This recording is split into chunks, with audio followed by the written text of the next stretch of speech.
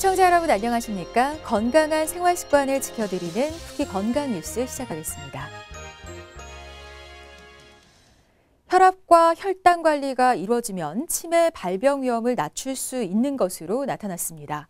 차의과대학 분당차병원과 성균관대 의과대학, 삼성서울병원 가정의학과 공동연구팀이 두 차례 건강검진을 받은 40세 이상 410만 6,500여 명의 자료를 분석했는데요.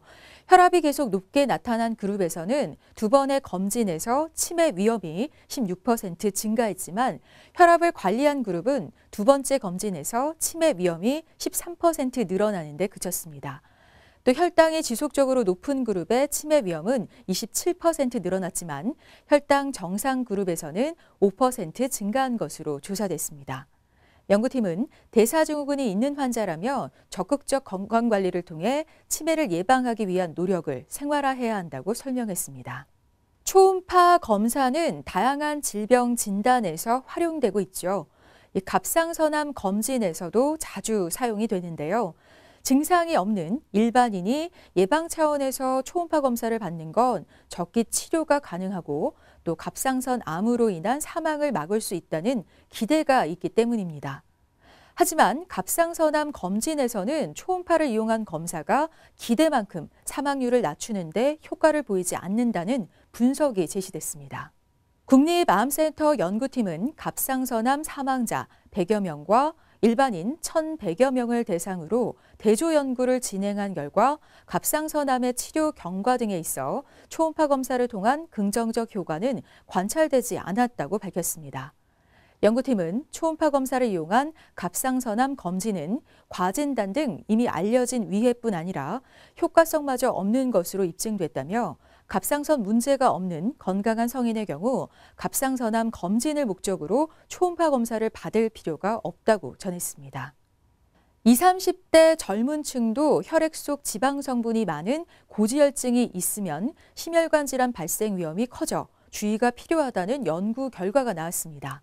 서울대병원 연구팀은 20에서 39세 568만 8천여 명을 7년간 추적 관찰한 결과 고지혈증이 있는 경우 심근경색과 뇌졸중 발생 위험이 각각 2.2배, 1.8배 높게 나타났다고 밝혔습니다.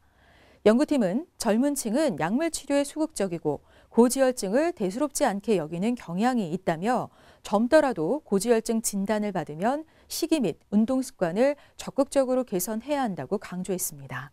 잠을 오래 자는 사람은 적정 수면 시간을 갖는 사람에 비해 식사를 거르는 비율이 높고 영양소 섭취도 부족한 것으로 조사됐습니다. 동국대 가정교육과 연구팀이 미국 수면재단의 권장 수면 시간을 바탕으로 성인 7천여 명에 대한 수면과 식생활의 상관성을 살펴봤는데요. 아침 결식 비율이 수면 과다 그룹의 경우 43.6%로 적정 수면 그룹보다 15%포인트 가까이 높았습니다. 점심 결식률도 수면 과다 그룹이 16%를 기록해 8%포인트 이상 높았습니다. 수면 과다 그룹은 결식이 잦은 만큼 영양소 섭취도 대체로 부족했는데요. 특히 미량 영양소인 비타민 A, 칼슘, 칼륨, 철분 등의 섭취량이 적었습니다.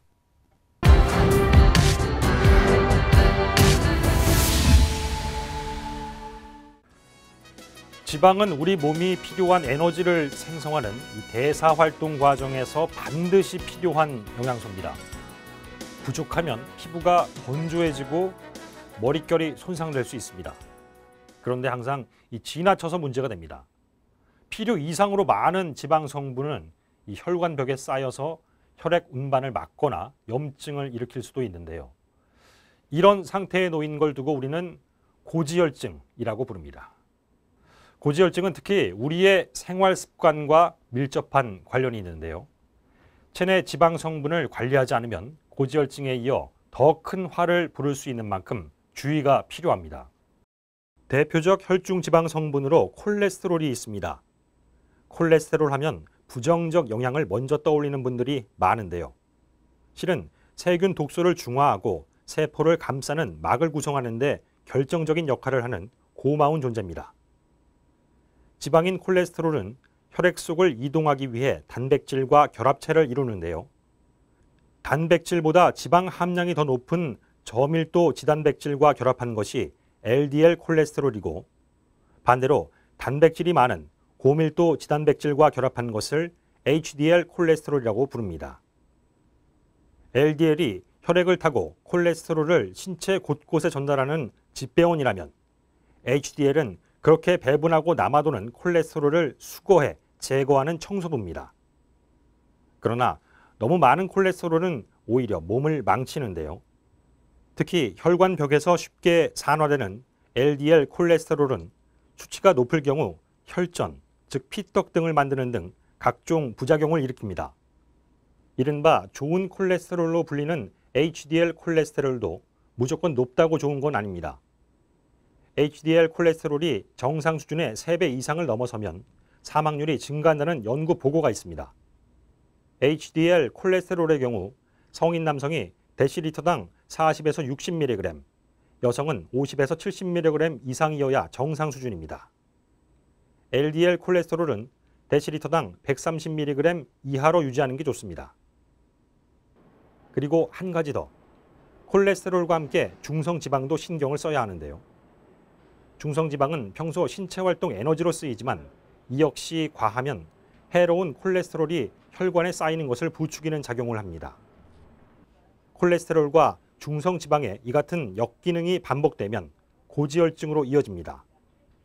최근 고지혈증은 나이와 성별에 상관없이 걸리는 그야말로 흔한 질병이 돼버리고 말았습니다. 혈관벽에 지방이 쌓여서 생기는 이 고지혈증. 이 고지혈증과 비슷해서 헷갈리는 질환명이 하나 더 있습니다. 바로 이상지질혈증입니다. 실제 병원에서도 이 고지혈증과 이상지질혈증을 혼용해서 사용하기도 합니다. 고지혈증과 더불어 고콜레스테롤 혈증, 고중성지방 혈증 등의 용어들이 유사한 의미로 통용되고 있는데요. 이상지질혈증은 이 셋을 모두 포함하는 보다 넓은 질환명으로 이해하시면 되겠습니다. 고지혈증은 사실 드러나는 증상이 없습니다. 검사를 하지 않는 이상 발견할 수 없는 것이죠. 그 자체도 문제지만 방치하면 더 큰 질환을 부를 수 있기 때문에 증상이 없더라도 검진 기회를 가져보는 게 중요합니다. 지나치게 축적된 혈중 지방 성분은 혈액을 따라 떠다니는 것이 아니라 동맥혈관 안쪽 벽에 쌓이게 됩니다. 이렇게 되면 혈관은 좁아지고 급기야 막히게 되는데요. 이런 질환들을 통틀어 동맥경화성 질환이라고 부릅니다. 심장을 먹여 살리는 혈관이 좁아지면 협심증이나 심근경색을 일으킬 수 있고, 뇌혈관이 막히면 뇌졸중이 발생합니다. 고지혈증의 대부분은 잘못된 생활 습관에서 비롯됩니다. 과식하거나 고칼로리 음식을 자주 먹는 습관, 운동 부족으로 인한 과체중 또는 비만, 음주, 흡연 등은 직접적인 원인이 됩니다. 따라서 고지혈증 자체는 단기간에 걸친 어떤 치료로 접근하는 것은 옳지 않다는 게 전문의들의 설명입니다. 내 몸속 콜레스테롤과 중성지방이 높아진 이유가 무엇인지 파악하고 장기적 관점에서 생활 습관을 교정할 필요가 있다는 겁니다. 고지혈증으로 진단을 받고 오시면 바로 뭐 약을 투여해서 치료하는 것보다는 어차피 이것은 고지혈증 자체의 그 콜레스테롤이나 중성지방 수치를 낮추는 데 목적이 있는 것이 아니고요. 그런 것을 낮춰서 말씀드린 그런 동맥경화성 질환을 예방하는 데 치료의 목적이 있다고 볼 수 있겠습니다. 그렇기 때문에 일시적으로 단기간의 약물 치료로 완치를 바라는 그런 질환은 아니고요. 전반적인 생활습관 교정과 이런 것을 통해서 그런 동맥경화성 질환을 함께 예방하는 데 도움을 되기 위해서 치료를 하는 거기 때문에 그런 생활습관 교정을 먼저 시행을 하고 있습니다. 네. LDL 콜레스테롤이 너무 높아서 문제가 되면 이 스타틴이라는 성분의 약을 쓰게 됩니다. 이 약이 고지혈증을 낫게 한다기보다는 이 콜레스테롤 합성을 억제해서 그 농도를 낮춘다고 보시면 됩니다. 중성지방이 많다면 피브레이트 제제를 이용해서 중성지방 농도를 떨어뜨릴 수 있습니다. 이렇게 이 고지혈증 약은 콜레스테롤을 목표로 두느냐 아니면 중성지방을 목표로 두느냐에 따라 결정이 됩니다. 또 여러 약제를 병합해서 쓰기도 합니다. 전문의에 따르면 한 번 처방된 약은 거의 평생 먹어야 한다고 하는데요. 그만큼 정상 수치를 잡고 유지하는 일이 쉽지 않다는 얘기가 되겠죠. 스타틴 제제의 경우 일부에서 당뇨병을 발생시킬 수 있어 당뇨병 고위험군 환자들에게는 사용을 주의하라는 권고가 있기도 한데요. 당뇨병이 발생하는 확률보다 약을 먹어서 심혈관계 또 뇌혈관계 질환을 예방할 수 있는 확률이 훨씬 더 높기 때문에 그런 효과를 기대하고 처방을 하는 겁니다. 약 복용은 전문의와 충분한 상담이 필요하겠습니다. 고지혈증 위험이 있다면 버터나 우유, 오징어, 굴, 젓갈, 곱창 등 이 동물성 지방은 피하는 것이 좋습니다. 대신 이 불포화 지방산이 풍부한 식물성 식품, 그러니까 등푸른 생선이나 곡류, 채소류가 도움이 됩니다. 육류라 하더라도 기름을 제거한 살코기는 괜찮다고 합니다. 여기에 유산소 운동을 꾸준히 병행하면 효과를 더할 수 있습니다. 콜레스테롤 수치는 대개 40대가 지나면서 증가합니다. 전문의들은 남성이라면 45세, 여성은 55세 이후로 1, 2년마다 혈액 검사를 받아 콜레스테롤 수치를 확인해 볼 것을 권하고 있습니다.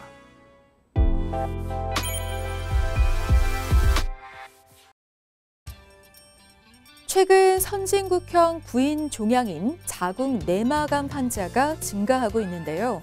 건강보험심사평가원 통계 자료에 따르면 자궁 내막암으로 진료받은 환자는 2015년 1,877명에서 2019년 17,865명으로 4년 사이에 약 64% 증가했습니다.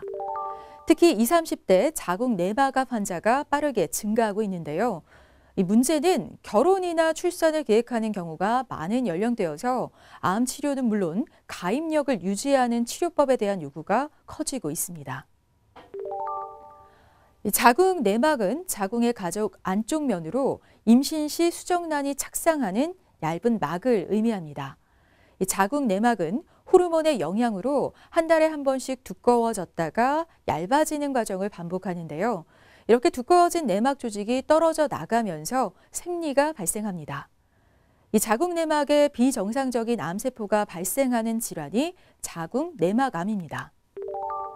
이 자궁 내막암의 발생 원인은 명확하게 밝혀지진 않았지만 에스트로겐이라는 여성 호르몬에 비정상적으로 노출되는 것을 주요 원인으로 보는데요.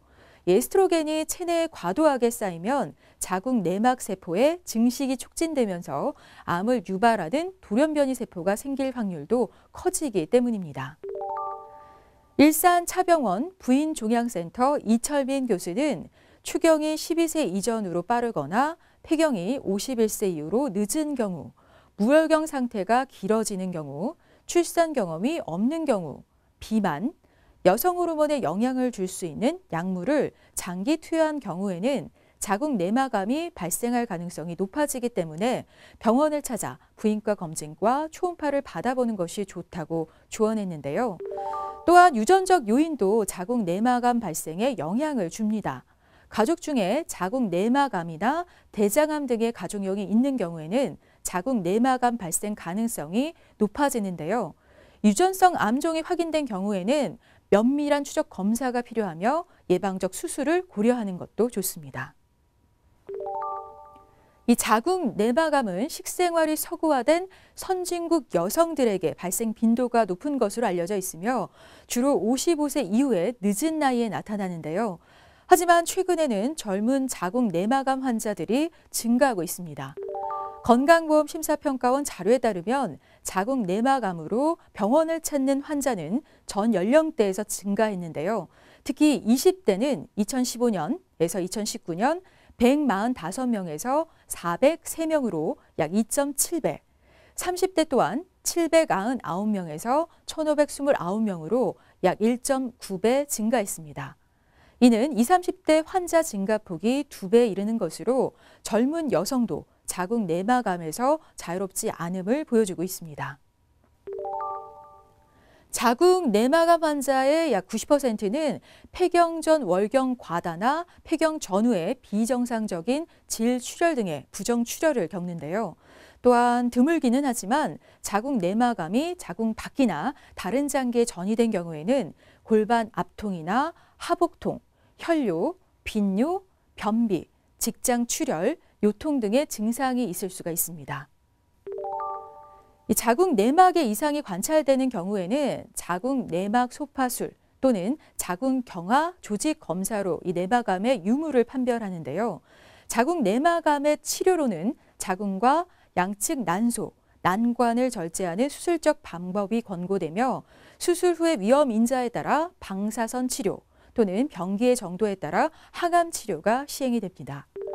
하지만 아기를 가지려는 40세 미만의 여성이라면 자궁, 난소를 제거하는 수술 대신에 호르몬 요법을 써서 임신 출산을 한 뒤에 수술을 하기도 하는데요. 다만 호르몬 요법은 자궁 내막에 국한된 초기 암에만 가능하므로 몸에 별다른 증상이 나타나지 않더라도 산부인과 정기검진을 받는 것이 좋습니다. 일산차병원 부인종양센터 이철민 교수는 자궁 내막암은 예후가 비교적 좋은 암 중의 하나로 조기 발견 시 환자의 85% 이상이 5년 이상 생존하는 등 완치율이 높기 때문에 적절한 운동과 규칙적인 생활 습관 등 평소 자기 관리와 함께 정기적인 검진으로 관리하는 것이 중요하다고 전했습니다.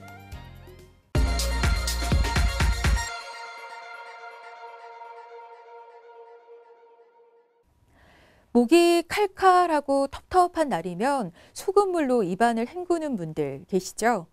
근데 이런 소금물 가글이 실제로 건강에 도움이 될까요?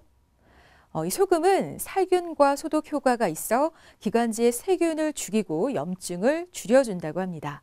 특히 목이 약간 따끔거리는 초기 감기 때 소금물로 가글하면 효과를 볼 수 있다고 하는데요.